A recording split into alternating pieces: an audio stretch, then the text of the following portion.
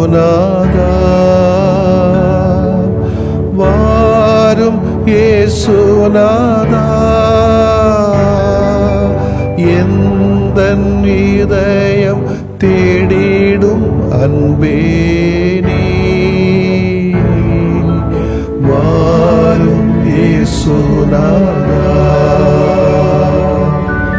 வாரும் இறைவனே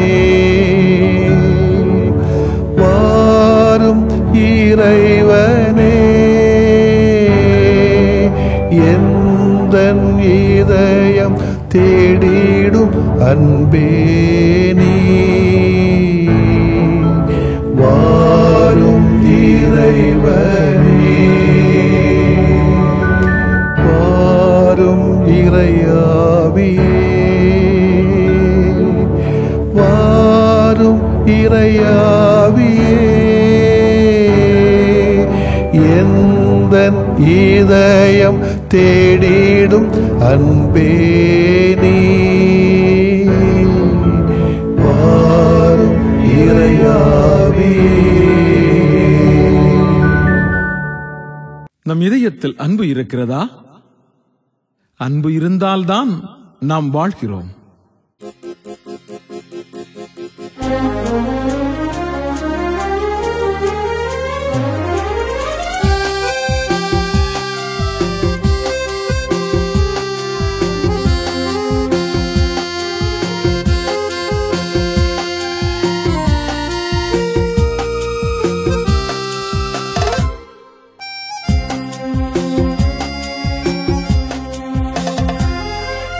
அன்புக்கு அணையேது இறைவா, உம் அன்புக்கு இணையேது தலைவா. அன்புக்கு அணையேது இறைவா, உம் அன்புக்கு இணையேது தலைவா.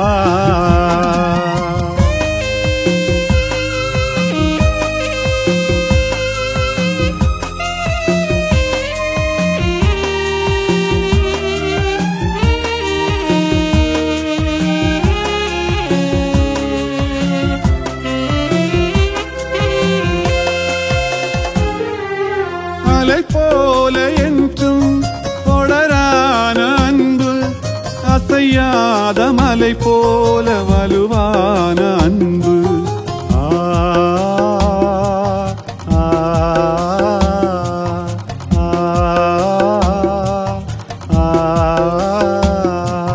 படர்வானம் போல விரிவான அன்பு, பயிரியும் நிலம் போல பரிவான அன்பு.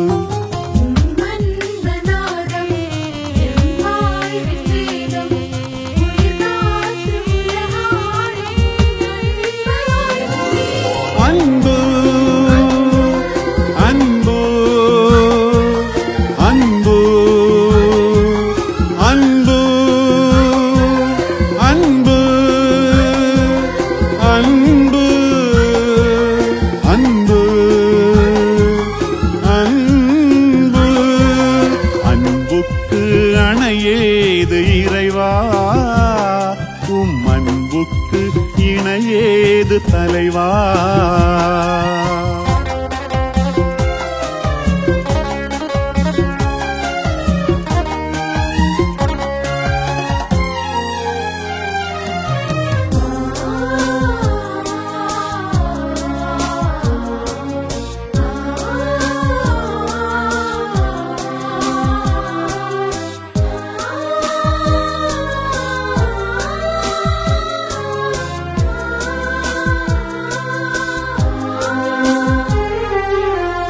போல தாவும் கனலான அன்பு, திசை பாயும் நீர் போல வளமான அன்பு.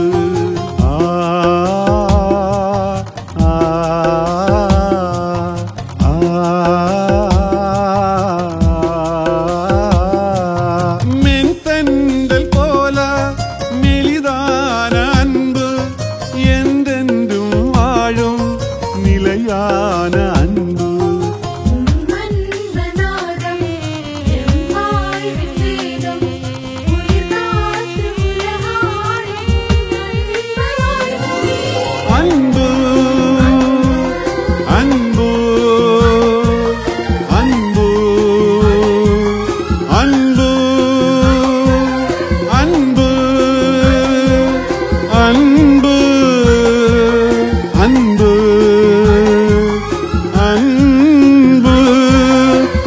அன்புக்கு அணையேது இறைவா, அன்புக்கு இணையேது தலைவா. அன்புக்கு அணையேது இறைவா, அன்புக்கு இணையேது தலைவா.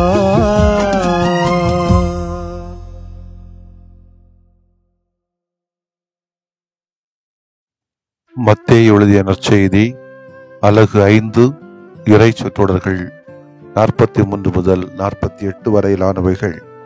அக்காலத்தில் இயேசு தம் சீடருக்கு கூறியது, உனக்கு அடுத்திருப்பவரிடமும் அன்பு கூறுவாயாக, பகைவரிடம் வெறுப்பு கொள்வாயாக என கூறியிருப்பதை கேட்டிருக்கிறீர்கள். ஆனால் நான் உங்களுக்கு சொல்கிறேன், உங்கள் பகைவரிடமும் அன்பு கூறுங்கள், உங்களை துன்புறுத்துவோருக்காக இறைவனிடம் வேண்டுங்கள். இப்படி செய்வதால் நீங்கள் உங்கள் விண்ணக தந்தையின் மக்கள் ஆவீர்கள். ஏனெனில் அவர் நல்லோர் மேலும் தீயோர் மேலும் தம் கதிரவனை உதித்தெழச் செய்கிறார். நேர்மையுள்ளோர் மேலும் நேர்மையற்றோர் மேலும் மழை பெய்ய செய்கிறார்.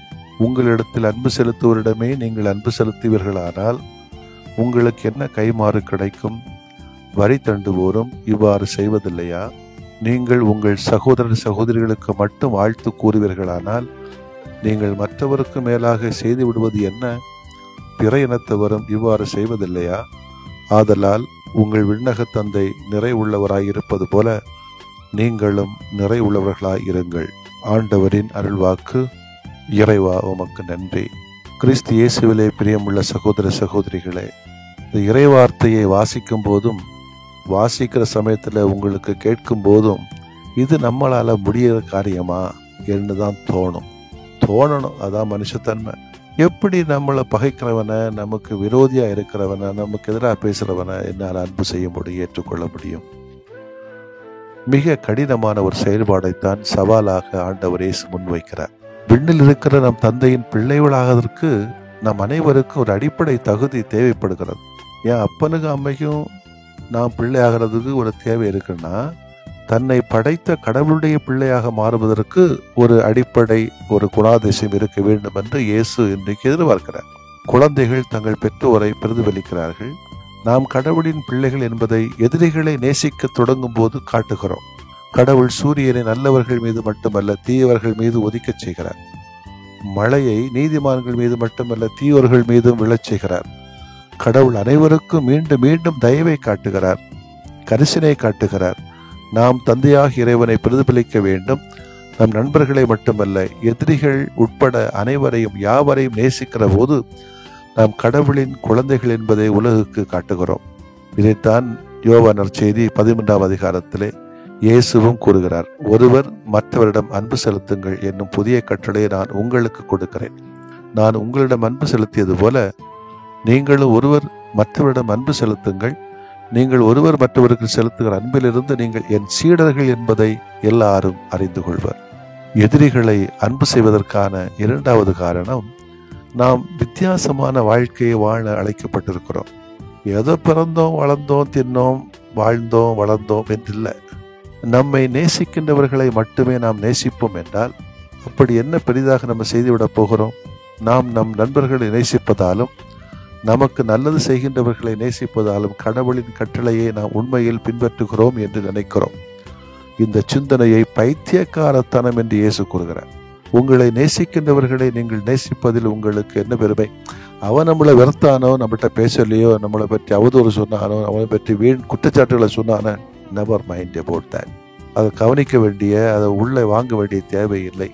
சொல்ல வேண்டிய ஒரு வார்த்தை, கடவுளை அவரை ஆசீர்வதியும் என்று நம்மளால் சொல்ல முடியாது. ஆனால் சொல்ல பழகிவிட்டோம் என்று சொன்னால் அவன் உயர்கிறானோ இல்லையோ நாம் உயர்கிறோம் என்பதுதான் உண்மை.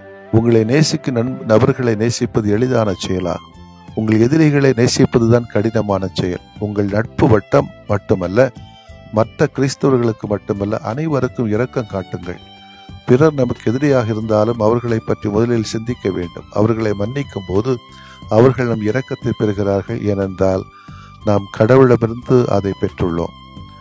பகைவரை அன்பு செய்தல், தீமை செய்தோரை மன்னித்தல், இவை இரண்டும் எத்தனை கடினமானவை என்பது நமக்கு நன்றாக தெரியும். அவன் நிறைய படிச்சிருந்தாலும் சரி, பணக்காரா இருந்தாலும் சரி, சாமியாரா இருந்தாலும் சரி, பிஷப்பா இருந்தாலும் சரிதான், போப்பாண்டவராக இருந்தாலும் சரிதான், எல்லாரும் மனுஷங்க தானே. ஈஸியா மன்னிச்சிருவாங்களா? எப்படியெல்லாம் கீழோடு வேலை வைக்கணுமோ அதெல்லாம் செய்வாங்க. ஒரு ஆளை பிடிக்கிறன்னா என்னெல்லாம் திட்டம் போட்டும் திட்டம் போடாமலும் செய்வாங்க. ஆனா வெளியில பேசிக்குவாங்க, ஷோ காட்டிக்குவாங்க.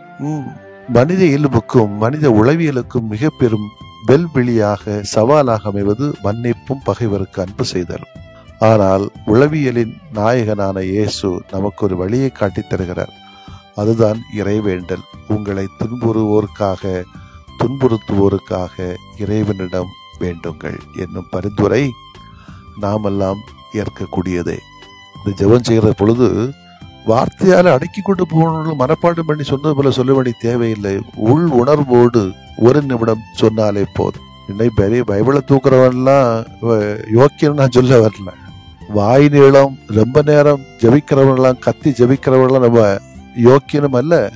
ஜெபம் செய்யாமல், வெளியே ஜெபம் செய்யாமல் உள்படையாக ஆண்டவரோடு உரையாடுகிறவர்கள் அயோக்கியர்களும் அல்ல. கடவுளுக்கு ஷோ காட்டுறதெல்லாம் பிடிக்காது, ஆனா மனுஷங்களுக்கு பிடிக்கும். அவங்களுக்கு தான் காணிக்கையெல்லாம் கொடுப்பாங்க. யாரை அன்பு செய்ய முடிவதில்லையோ, யாரை மன்னிக்க முடிவதில்லையோ அவர்களை இறைவனின் திருமுன் கொண்டு வந்து, ஆண்டவரே அன்னாரை ஆசீர்வதியும், அவர் நலமுடன் வாழட்டும் என சிறியதொரு மன்றாட்டை முன்வைத்தால் போதும். அன்பு, மன்னிப்பு, மன்றாட்டு என ஒரே கல்லில் 3 கரைகளை வீழ்த்து விடலாம். முயற்சி செய்து பார்ப்போம். ஆமேன். மன்றாடுவோமாக. ஆண்டவராகிய இயேசுவை போற்றுகிறோம். யாரெல்லாம் எங்களுக்கு தீமை செய்ததாக நாங்கள் எண்ணுகிறோமோ, யாரையெல்லாம் எங்களால் மன்னிக்க இயலவில்லையோ, யாரையெல்லாம் எங்களால் அன்பு கூற கடினமாக இருக்கிறதோ அவர்களை எல்லாம் இப்போது முன்னிலையில் கொண்டு வந்து உண்மையாகவே அவர்களுக்காக வேண்டுகிறோம். அவர்களை நிறைவோடு ஆசீர்வதியும், அருளால் நிரப்பும். அப்படியாவது அவர்கள் உம்முடைய பாதையிலே திருந்தி வந்து உம்முடைய பாதையின் மக்களாக வாழ தேவையான அருளாசிரை தாரும். அவர்கள் நன்றாக இருப்பார்களாக. ஆமேன். நீங்கள் அழுவீர்கள், புலம்புவீர்கள், அப்பொழுது உலகம் மகிழும். நீங்கள் துயருறுவீர்கள், ஆனால் உங்கள் துயரம் மகிழ்ச்சியாக மாறும்.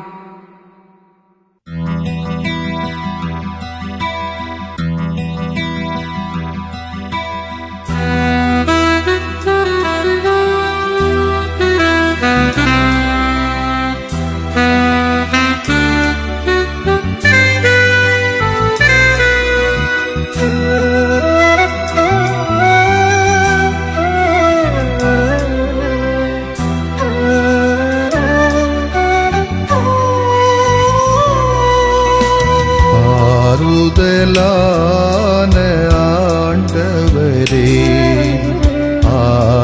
ஆதரவென்றும் எனக்கு நீரே. ஆறுதலான ஆண்டவரே,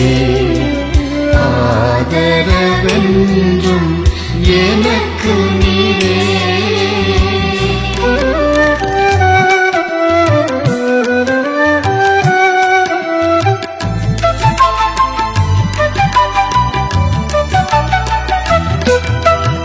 என் கவலை, என் கண்ணீர், என்னை வருத்தும் வேதனைகள். என் கவலை, என் கண்ணீர், என்னை வருத்தும் வேதனைகள். என் பயங்கள், நெருக்கடிகள் எல்லாம் ஏற்றனை தேற்றுமையா. என் பயங்கள், நெருக்கடிகள் எல்லாம் ஏற்றனை தேற்றுமையா.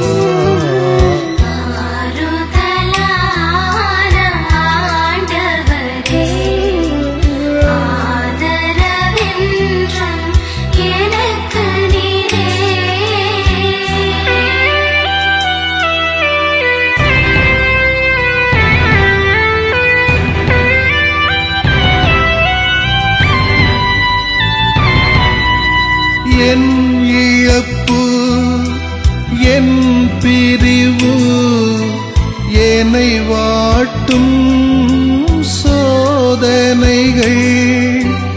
என் இழப்பு, என் பிரிவு,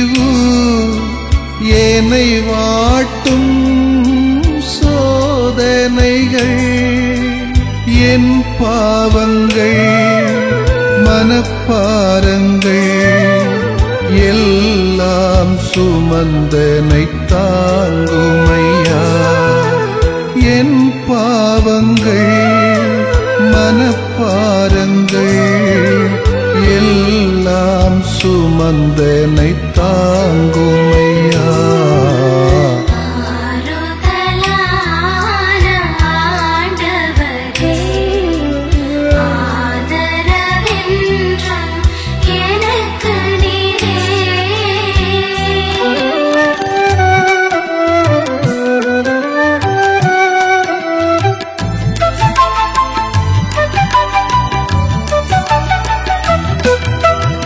என் குடும்பம் என் பணிகள் என்னை அழுத்தும் பல சுமைகள். என் குடும்பம் என் பணிகள் என்னை அழுத்தும் பல சுமைகள். என் நோய்கள் கடன் துயர்கள் எல்லாம் பார்த்தென்னை நடத்துமையா. என் நோய்கள் கடன் துயர்கள் எல்லாம் பார்த்தென்னை நடத்துமையா. ஆறுதலான ஆண்டவரே ஆதரவென்றும் எனக்கு நீரே.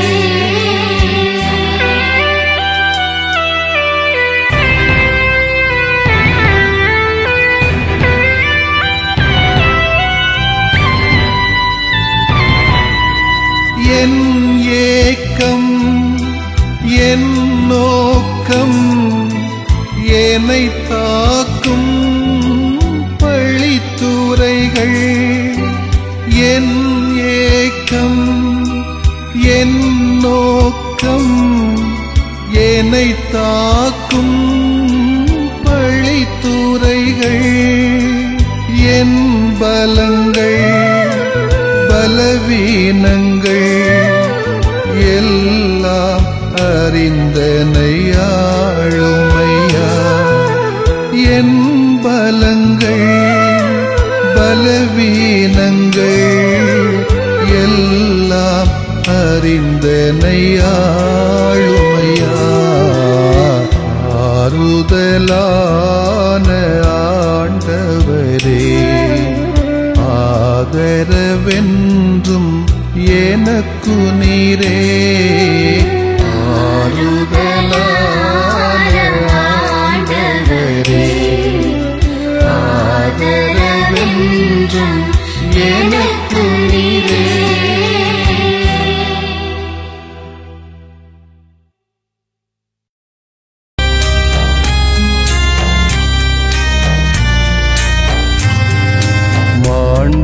மாண்புயரிவருள் அடையாளத்தை தாழ்ந்து பணிந்து ஆராதிப்போம். பழைய நியம முறைகள் அனைத்தும் இனி மறைந்து முடிவு பெறுக.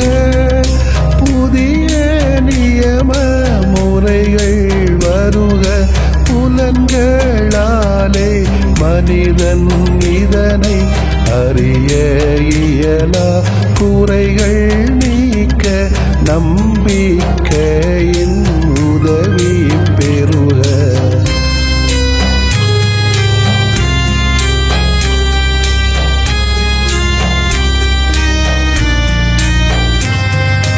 தந்தை அவர்க்கும் மகன் அவர்க்கும் புகழ்ச்சியோடு வெற்றியாக்கும்.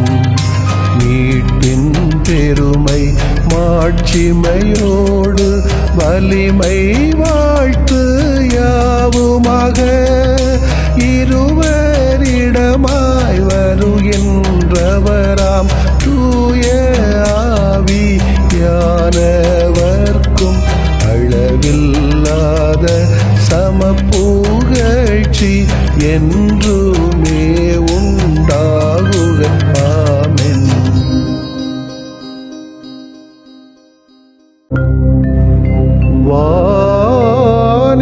அவர்களுக்கு அப்பமளித்தீரே. இனிமையெல்லாம் தன்னகத்தில் கொண்ட அப்பம் இதுவே. மன்றாடுவோமாக. இறைவா, இந்த வியப்புக்குரிய அருளடையாளத்திலே உம்முடைய பாடுகளின் நினைவு எங்களுக்கு விட்டு சென்றீ. உம் திருவுடல் திருநத்தமாகியவற்றின் தூய மறைவருளை வணங்கும் நாங்கள் உமது மீட்பின் பயனை இடைவிடாமல் துய்த்து உணர்ந்து மகிழ அருள்வீராக. தந்தையாகிய இறைவனோடும் தூய ஆவியாரின் ஒன்றிப்பில் இறைவனா என்றென்றும் வாழ்ந்து ஆட்சி செய்த உம்மை மன்றாடுகிறோம்.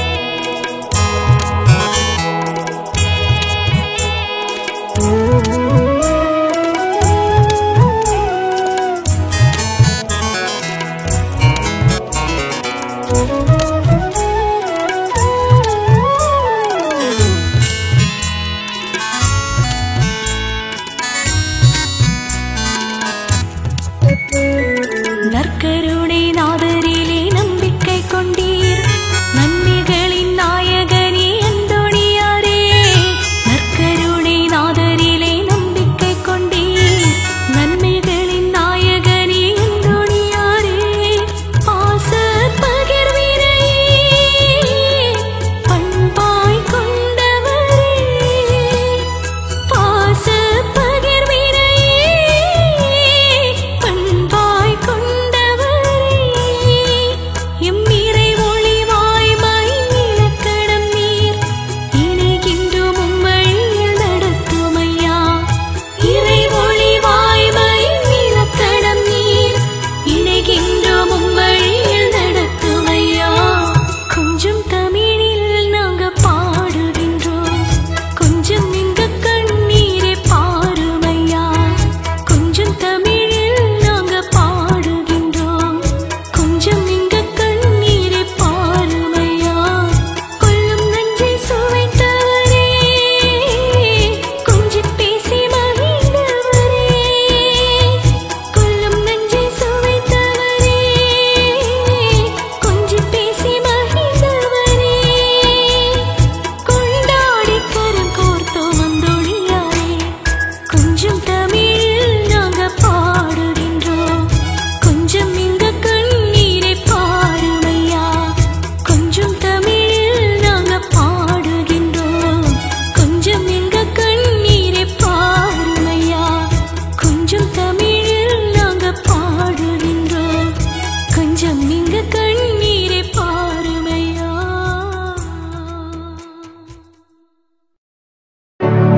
நிலையான புகழுக்குரிய தூய இறை நன்மைக்கு எல்லா காலம் தொழுகையும் புகழும் போற்றியும் ஆட்சிமையும் உண்டாக கடவது. போற்றியும் ஆட்சிமையும் உண்டாக கடவது. தந்தை, மகன், தூய ஆவியாரின் பெயராலே ஆமென்.